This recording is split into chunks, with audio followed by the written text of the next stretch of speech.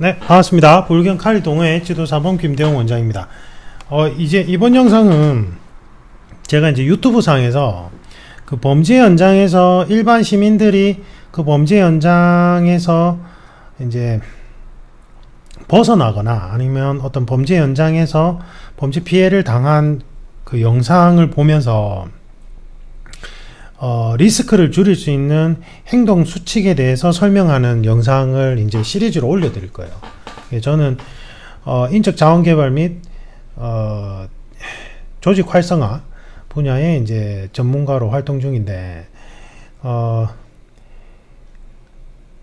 지금 현재 개발 중인 이제 프로그램 개발도 같이 하고 있거든요. 그래서 이제 프로그램 개발 중인 프로그램 중에 하나가 이제 다양한 형사 사건을 분석해서 이제 제가 그동안 가르친 분들이 다양한 공안직에 근무하시는 고 있기 때문에 그분들의 이제 같이 학술 연구회처럼 도움을 받아서 이제 형사 사건들을 분석해서 거기서 일반인들이 어떻게 하면 그 범죄 현장에서 리스크를 줄일 수 있는지, 그 리스크를 줄이는 행동 수칙 요령에 대해서 이제 프로그램을 만들고 있어요. 위기 상황 대처 훈련 프로그램이 이제 가칭이고, 그걸 이제 개발 중에 있는데, 그 프로그램과 연결해서 이제 제가 영상을 보면서 이분들이 이제 행동 양식에 따라서 리스크가 더 올라갈 수도 있고 줄어들 수도 있잖아요. 이제 거기에 대해서 설명을 드릴게요. 이번 영상은 JTBC 2021년 10월 25일 유튜브 JTBC 사건반장에 올라온 영상이고, 미국의 해병대 나온 퇴역 군인이 편의점에서 강도를 제압하는 영상이에요. 제가 이거를 제가 지금 설명하는 영상에 넣는 걸 못해요. 편집을 못해서. 제가 다음에 제 본업 분야에 이제 진짜 PD 채용해서 이렇게 영상을 전문적으로 제작하면 그때는 그렇게 할게요. 근데 지금은 제가 그렇게 할 수가 없고, 여건상 제가 이제 더보기에 링크를 넣어 놓을게요. 이 뉴스에 대해서. 그래서 한번 보시고 제 영상을 보시면 도움이 되실 것 같아요. 지금 장면을 설명을 드리면, 이 해병대 나오신 퇴역 군인이 편의점 계산대 앞에서 계산을 하려고 하는데 총든 강도가 들어와요. 그래서 처음에 총을 든 강도가 먼저 들어오고, 그 다음에 총을 안 든 한 사람이 들어와요. 그 다음에 밖에서 망을 보는 사람이 한 명 있었어요. 그래서 이 총을 든 사람이 처음부터 총을 들고 들어와요. 여기서 사실은 이게 이제 경험이 있는 범죄자인지 경험이 없는 범죄자인지 구별할 수 있어요. 그래서 지금 퇴역 군인은 그거를 제가 본 때는 판단 안 한 것 같아요. 인터뷰에 그런 내용이었거든요. 왜 그걸 판단할 수 있냐면, 강도 경험이 많은 이제 미국 같은 경우에 강도 경험이 많은 사람들은 입구에서부터 총을 뽑고 안 들어와요. 편의점 안에, 슈퍼 안에 상황을 먼저 파악을 해야 되니까. 편의점이나 슈퍼 안에 경찰이 있을 수도 있잖아요. 물론 경찰차가 밖에 있겠지만. 그래서 아니면 격렬하게 저항할 만한 요소가 있을 수 있으니까, 이 경험이 많은 강도들은 미국 같은 경우에는 이제 총기가 허용돼 있으니까 들어와 가지고 일단은 슈퍼나 그 다음에 편의점 안에 상황을 먼저 싹 훑어봐요. 이제 그 패턴이 그래요. 그래서 음식이나 물건 있는 쪽에 한번 뒤쪽까지 싹 훑어본 다음에 가급적이면 이제 사람들 다 나가고 없을 때를 이용해서 와서 그 계산대 앞에 가서 그때 총을 꺼내서 위협을 해요. 이거는 경험이 많은 강도들이에요. 그래서 이런 강도들한테는 섣불리 내가 제압을 하려고 이 영상처럼 총을 잡고 때리려고 하면 안 돼요. 왜 그러냐면, 이런 경험이 많은 강도들은 혼자서 움직이지 않거든요. 그러니까 예를 들면 우리나라 같은 경우에 소매치기 하는 사람들 보면, 실제로 소매치기 하는 사람이 있고요. 그 다음에 옆에서 바람을 잡는 사람이 있고요. 그 다음에 그걸 접해서 총괄해서 움직임을 파악하는 사람이 한 명 더 있어요.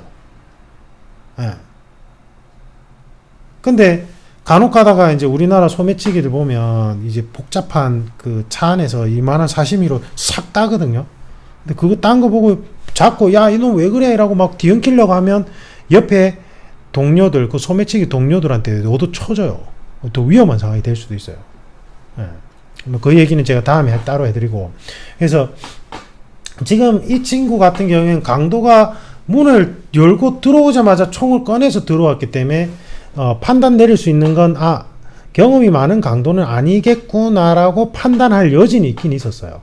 아마 그래서 그랬다면 이게 제대로 된 행동 수칙이긴 한데, 어쨌든 총을 들고 바로 문에서부터 들어왔고 그 다음에 뒤에 사람이 한 명 들어오고 한 명은 망을 봤어요. 그랬더니 이 해병대 대역 군인이 쓱 쳐다보고는 예비 동작 없이 바로 손을 뻗어서 총을 잡으려고 했어요. 그래서 총기를 먼저 이제 총을 못 쏘게 탁 잡으려고 했는데 못 잡았어. 이제 본인 말로는 살이 너무 쪄서 실패했다는 거예요, 총을. 근데 이분이 잘한 게, 보면 본능적으로 어떻게 하냐면, 확실히 훈련을 받은 사람이라서 이제 어떻게 하냐면요, 동선을 자기가 총구 앞에서 손을 뻗어서 총을 잡는 게 아니라 총구가 방한 내 몸 쪽이 아닌 쪽에서 손을 뻗어서 잡으려고 해요. 훈련 받은 사람에서 그렇겠죠. 그리고는 총기를 잡는데 실패하니까 바로 후속탄을 날려버려요. 그러니까 일반인들하고 훈련을 받은 군인들이 여기서 차이가 나요. 네.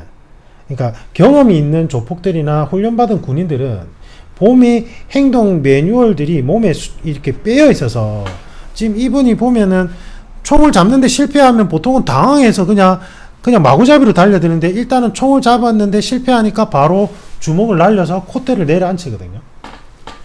그런데 이게 이제 이분이 지금 총을 뽑고 들어오는 모습에서 이게 강도 경험이 없는 사람이라고 판단을 내려서 이렇게 했다면 잘한 거지만, 사실은 그게 아닌 상황에서 그냥 강도가 있고 강도가 총을 뻗으니까 본능적으로 총을 잡으려 했고 아닌데니까 바로 주먹을 날렸다면, 이분은 사실은 매우 위험한 상황이 될 수도 있었어요. 왜냐하면 뒤에 따라오는 범인 그 강도 동료가 있었고 그 다음에 밖에서 망을 보는 동료가 있었거든요. 그러니까 지금 알고 보니까 이 강도들이 14살짜리들인 거예요. 그리고 이제 처음 해보는 거고 경험이 없었던 거예요. 그래서 이 해병대 대역군인이 엄청 운이 좋았던 거예요. 근데 물론 본인이 이제 강도가 들어오는 모습을 보면서 경험이 없는 사람이라는 판단하에 행동을 했다면 잘했죠. 그리고 공교롭게도 좋았던 게, 이 총을 든 사람 바로 뒷동선에 이 동료가 위치를 해 있었어요. 그러니까 지금 총을 잡고 실패하니까 큰 덩치로 주먹을 날리니까 그 뒤에 있던 이제 강도의 동료가 당황해서 도망가 버려요.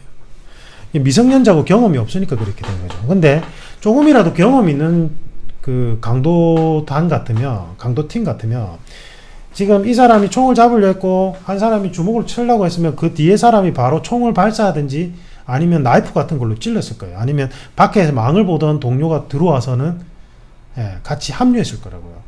그래서 어떻게 보면 되게 위험한 상황이 될 수도 있었어요, 제가 생각할 때는.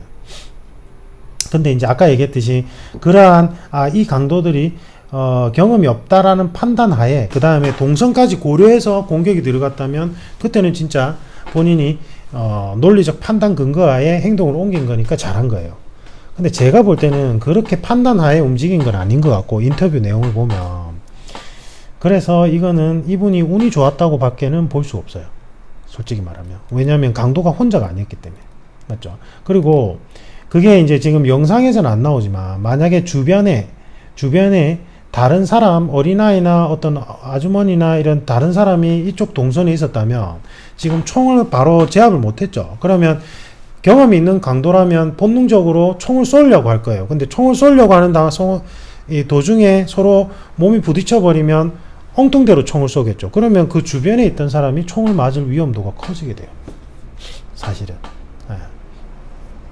그래서 이런 상황이라면 사실은 범죄자가 이런